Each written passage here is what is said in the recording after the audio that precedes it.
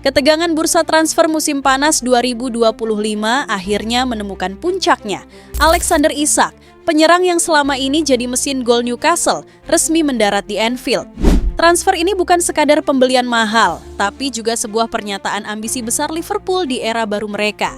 Fans pun terbelah antara rasa kagum dengan keberanian klub, sekaligus terkejut dengan angka fantastis yang dikeluarkan. Tidak mudah bagi Liverpool untuk menuntaskan transfer ini. Negosiasi berlangsung ketat, tarik ulur harga terjadi hingga detik-detik akhir deadline day. Newcastle sempat enggan melepas aset berharganya, namun tawaran 130 juta pounds yang sulit ditolak akhirnya jadi penentu. Begitu kabar resmi diumumkan, dunia sepak bola langsung heboh dan nama Isak pun mendadak jadi headline di berbagai media. Kini, pertanyaan besar muncul, mampukah Isak menjawab ekspektasi yang begitu tinggi di Anfield? Dengan label harga selangit dan tekanan dari fans yang haus gelar, setiap langkahnya akan jadi sorotan. Saga transfer ini memang sudah berakhir, tapi kisah Isak bersama Liverpool baru saja dimulai. Sebelum lanjut, jangan lupa like, subscribe, dan nyalakan loncengnya dulu ya. Di balik suksesnya transfer Alexander Isak, ada sebuah drama yang penuh ketegangan. Sang striker Swedia itu sempat bersitegang dengan Newcastle United karena kepindahannya menuju Anfield berkali-kali dihalangi. Sejak awal Juli, rumor ini lebih mirip opera sabun ketimbang urusan bisnis. Liverpool yang memang membutuhkan mesin gol baru sudah mengincar Isak dengan keyakinan tinggi. Mereka tahu Newcastle berada dalam tekanan aturan financial fair play dan mencoba memainkan angka. Tawaran awal sebesar 110 juta pounds pada 1 Agustus ditolak mentah-mentah. Newcastle saat itu bersikap layaknya tuan besar. Kalau mau Isak, bayar 150 juta pounds. Tapi publik tahu itu hanya gertakan untuk menakut-nakuti. Masalah sebenarnya ada di ruang ganti. Hati Isak sudah tidak lagi di St. James Park. Kontrak panjang hingga 2028 seolah tak berarti ketika sang penyerang memilih jalur klasik. Menolak latihan, enggan bermain, dan melontarkan sindiran ke manajemen lewat media. Tuduhan bahwa Newcastle membohonginya soal rencana transfer semakin memperkeruh suasana, dan semua orang sadar, ini hanya soal waktu sebelum hubungan keduanya hancur.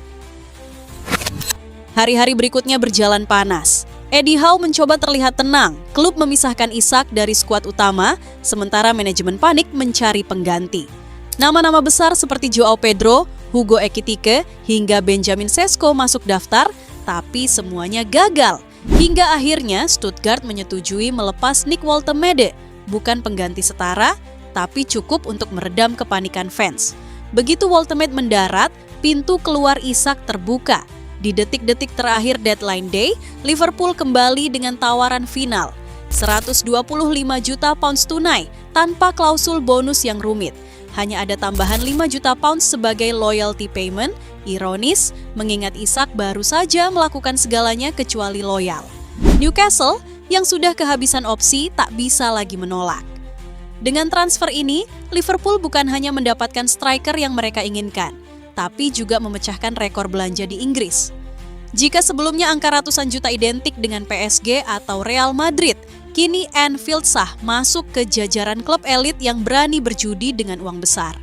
Bagi Liverpool, ini adalah titik balik. Klub yang dulu terkenal hemat dan disiplin kini tak segan menggelontorkan dana besar.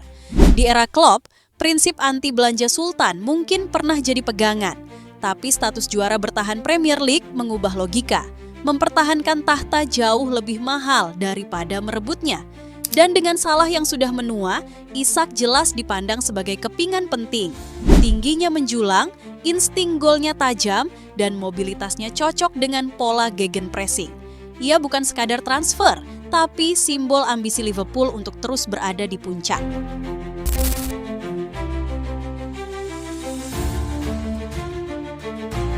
Liverpool menutup musim lalu dengan cara yang nyaris tanpa perlawanan berarti. Mereka terlalu kuat di Premier League, seakan mesin yang tidak bisa dihentikan. Itulah sebabnya, ketika FSG memutuskan jor-joran di bursa transfer musim panas ini, rasa takut langsung menyebar di kancah Eropa. Klub-klub besar tahu, jika Liverpool yang sudah begitu perkasa menambah amunisi, persaingan akan semakin berat.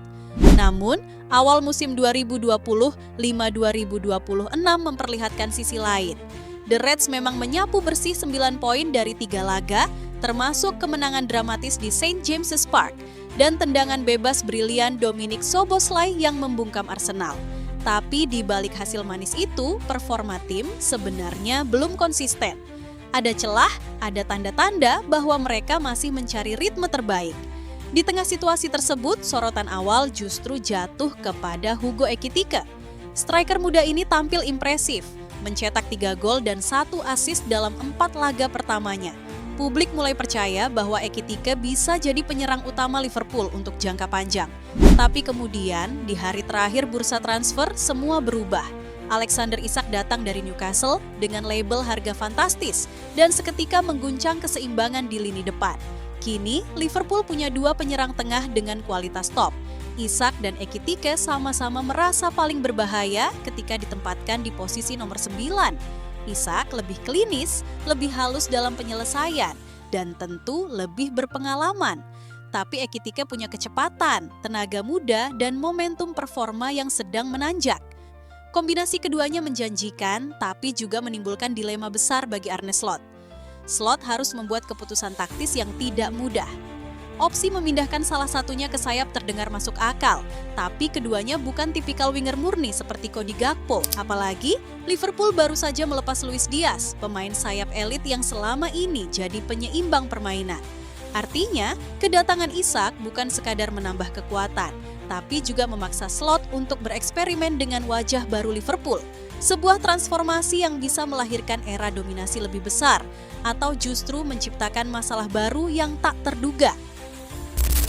Liverpool membuat keputusan besar di musim panas dengan melepas Luis Diaz ke Bayern Munich seharga 65,5 juta pound. Transfer ini terjadi setelah FSG gagal mencapai kesepakatan kontrak baru dengan sang winger, sementara Bayern datang membawa tawaran proyek besar.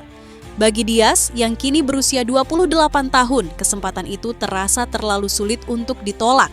Diaz sebenarnya datang dari Porto sebagai pengganti Sadio Mane pilihan Jurgen Klopp. Meski tidak pernah benar-benar mencapai level ikonik Mane, dia tetap tampil sebagai pemain penting.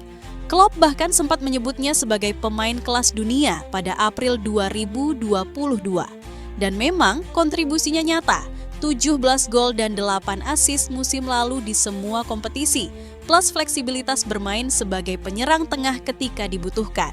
Namun, kepergiannya menimbulkan perdebatan. Ada yang menilai performa Diaz tidak konsisten, tapi sulit menyangkal betapa pentingnya perannya dalam keseimbangan tim.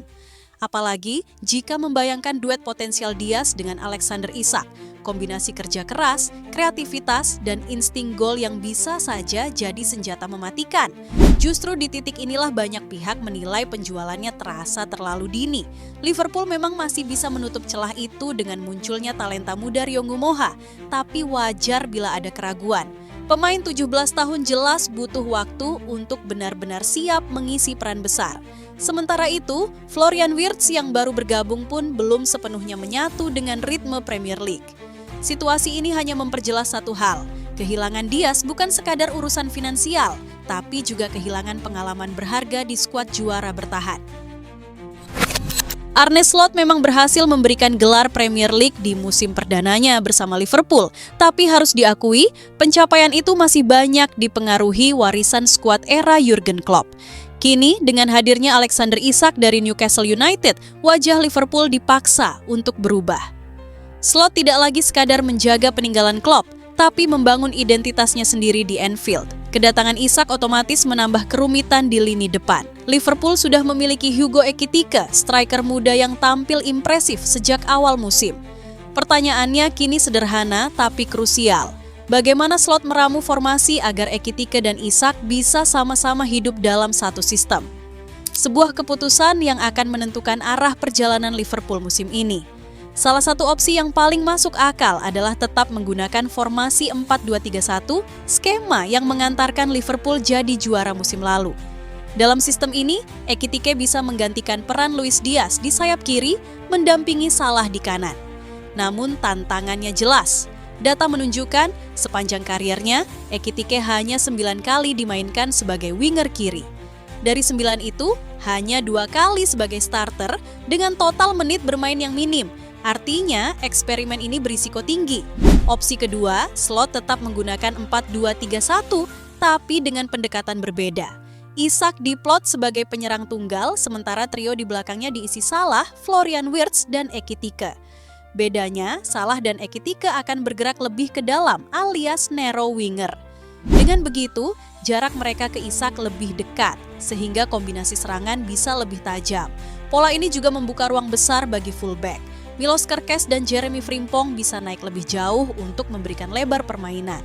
Formasi ini menarik karena bisa menjaga keseimbangan antara memaksimalkan kualitas Isak di tengah sekaligus memberi ruang bagi Ekitike tanpa harus memaksanya jadi winger murni. Tapi tetap ada risiko. Liverpool akan sangat bergantung pada kontribusi bek sayap dan itu bisa jadi masalah ketika menghadapi lawan yang piawai menyerang balik lewat sisi lapangan. Opsi ketiga jauh lebih berani, 4-2-2-2. Dua penyerang di era sepak bola modern memang jarang digunakan, tapi bisa jadi solusi untuk memaksimalkan duet Isak dan Ekitike. Menariknya, performa terbaik Ekitike bersama Eintracht Frankfurt dulu justru lahir saat ia bermain di sistem 2 striker. Ia kala itu berduet dengan Omar Marmoush yang kini memperkuat Manchester City. Jadi, bukan mustahil, Slot bisa menghidupkan kembali versi terbaik Ekitike dengan cara serupa. Namun, formasi ini punya konsekuensi besar. Dengan 2 striker di depan, peran Mohamed Salah bisa berkurang drastis. Winger asal Mesir itu terbukti lebih mematikan ketika diberi keleluasaan beroperasi dari sisi lapangan, bukan dipaksa masuk ke tengah. Artinya, Slot harus rela mengorbankan salah satu aset paling berpengaruh di timnya. Sebuah perjudian yang bisa berakhir manis atau justru jadi bumerang.